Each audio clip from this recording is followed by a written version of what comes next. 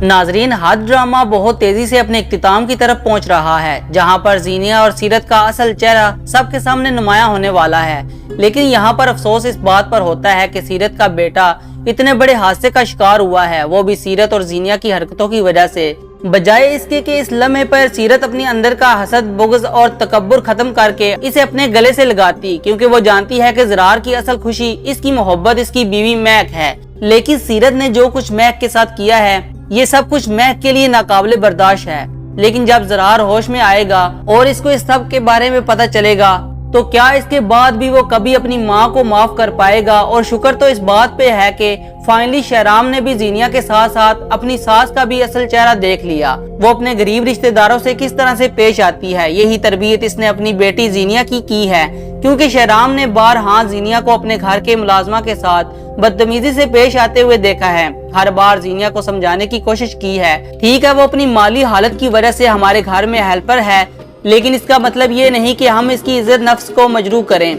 बहरहाल अब शहराम को आइडिया हो चुका है कि जीनिया की परवरिश जिस औरत ने की है, जब वो औरत खुद ही ठीक नहीं है, तो जीनिया से क्या उम्मीद लगाई जा सकती है। लेकिन शहराम के दिल से ये बात निकल नहीं रही कि फरियाल जैसी टैलेंटेड और बोल्ड लड़की को जिस तरह से सीरत ने तमाचा मारा और वो खामोशी से सब बर्दाश्त कर गई। शहराम सोचता है कि फरियाल की जगह कोई और होता ना, तो शायद सीरत का गिरबान पकड़ लेता। लेकिन फरियाल ने सिर्फ ये देख कर के हॉस्पिटल है और फिर ज़रार की तबीयत भी खराब है, चुपचाप वहाँ से जाने में ही आफियत समझी। ये सब कुछ देखकर शहराम के दिल में फरियाल की इज्जत मजीद बढ़ जाती है। शुक्र है कि जाते जाते समीन ने जीनिया के वो तमाम जुराइम भी शहराम के सामने बेनकाब कर दिए, जिसके जीनिया ने बड़ी चालाकी से पर्दा डाला हुआ था। एक एक करके जब सारे राज शहराम के सामने आते हैं, तो शहराम सर पकड़कर बैठ जाता है कि मैंने कितनी कम ज़र्फ औरत से मोहब्बत की है। सबसे ज्यादा हैरत तो इसे तब होती है जब वो जीनिया को बताता है कि तुम्हारे भाई का एक्सीडेंट हुआ है, वो हॉस्पिटल में है। लेकिन जीनिया शहराम को कहती है, क्या आप भूल गए हैं कि हम दोनों की डॉक्टर के पास अपॉइंटमेंट है? मेरे ख्याल से हमें वहाँ पर जाना चाहिए। तब शहराम जीनिया से साफ कह देता है, तुम कैसी बहन हो? एक मैं था कि मेरे पाँव पर हल्की सी चोट आती थी और मेरी बहन शानजे दिन रात मेरे पास बैठी रहती थी मेरा ख्याल रखने के लिए। और यहाँ पर जीनिया जो जहर उगलती है, इससे शहराम को एहसास हो जाता है कि जीनिया की नजर में तो मेरे घर वालों की जरा बराबर भी वक़्त नहीं है। क्योंकि जीनिया शहराम से साफ कह देती है कि इस शानजे के साथ मेरा मुकाबला ना करें, वो शानजे है और मैं जीनिया हूँ। शहराम को अब याद आता होगा कि इसने शादी से पहले जीनिया को साफ बता दिया था कि मैं ऐसी लड़की से शादी करना चाहता हूँ जो मेरे घर वालों को अपना समझे। तब जीनिया ने अपने चेहरे पर झूठ का निकाब ओढ़ रखा था कि शहराम आप फिक्र ही ना करें, आपके पेरेंट्स मेरे पेरेंट्स हैं और आपकी बहन शानजे मेरे लिए छोटी बहनों की तरह है।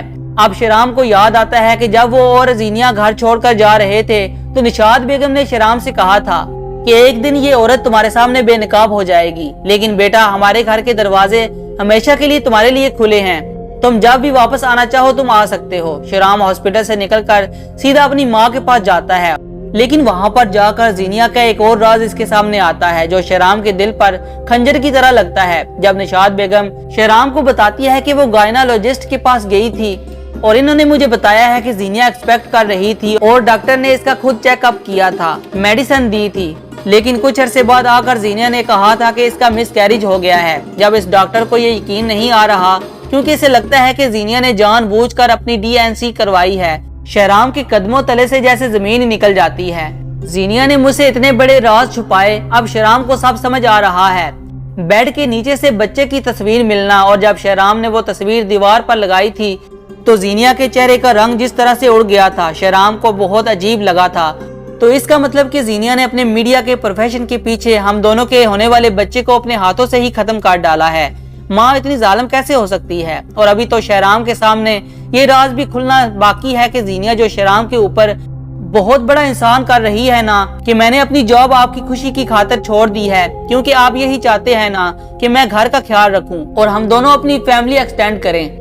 लेकिन लगता यही है कि शहराम से वो प्रोड्यूसर मिलेगा और वो प्रोड्यूसर जीनिया की हरकतों के बारे में बताएगा कि आपकी बीवी की हरकतें आप बर्दाश्त से बाहर हैं, इसलिए हमें इसे रिप्लेस करना पड़ा। और साथ ही शहराम से कहेगा कि आप जैसा गोल्ड मेडलिस्ट इंसान पता नहीं इस औरत को कैसे बर्दाश्त कर रहा है।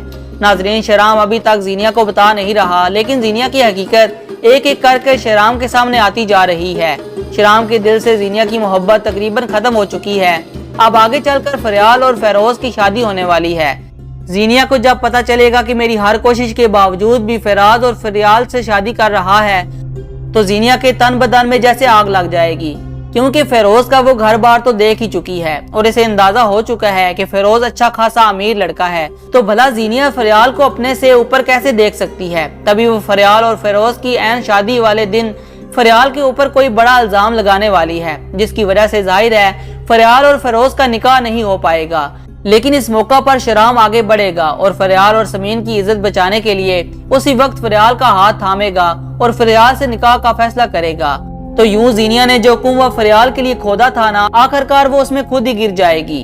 और दूसरी तरफ ज़रार को भी जब होश आ जाएगा और इसे पता चलेगा कि मैं रोते हुए मेरे पीछे आई थी, लेकिन मेरी माँ ने इसको जलीलो रुसवा करके इस घर से निकाल दिया, तो ज़रार लगता है अपनी माँ से कहेगा कि आपका घर आपको ही मुबारक हो। महक के साथ वो अलग घर में शिफ्ट हो जाएगा, क्योंकि वो महक के साथ अपनी पूरी जिंदगी गुजारना चाहता है। वैसे नाजरीन, मुझे लग रहा है कि सीरत को भी माली तौर पर बहुत बड़ा नुकसान होने वाला है, क्योंकि आपको याद है ना कि जो सीरत की दोस्त है इसे मिलने आई थी और इसे बता रही थी कि भाई मैं तो ऐसा कारोबार कर रही हूँ कि घर बैठे मुझे महीने के लाखों रुपए आ जाते हैं। सीरत भी इसके कारोबार में इन्वेस्ट करने वाली है। अभी वो छोटी रकम इन्वेस्ट करेगी और इसकी दोस्त इसको बहुत ज्यादा प्रॉफिट भी देगी। जब सीरत को लगेगा कि इतनी सी रकम पर अगर इसको इतना बड़ा प्रॉफिट हो जाता है, तो जैसा कि हम जानते हैं कि लालच बुरी बला है, तो सीरत लालच में आकर बहुत बड़ी रकम इन्वेस्ट करेगी और इसके बाद जाहिर है कि इसके साथ भी धोखा हो जाएगा।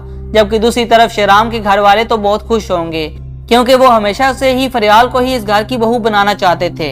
यूं फाइनली फरियाल की जिंदगी में भी खुशियां आ जाएंगी। समीन भी बहुत ज्यादा खुश होगी, क्योंकि समीन को तो हमेशा से ही अपनी बेटी फरियाल के लिए शहराम ही पसंद था। जबकि शहराम जीनिया को इस रिश्ते से आजाद कर देगा, तो देखते हैं कि वो वक्त कब आता है जब जीनिया और सीरत अपने किए की सजा भुगतेंगी। नाज़रीन, आप में से किस किस को इंतजार है कि फरियाल और शहराम की शादी हो जाए, कमेंट्स में जरूर बताइएगा। अगर हमारी वीडियो पसंद आई है तो वीडियो को लाइक करके चैनल को सब्सक्राइब कर दें।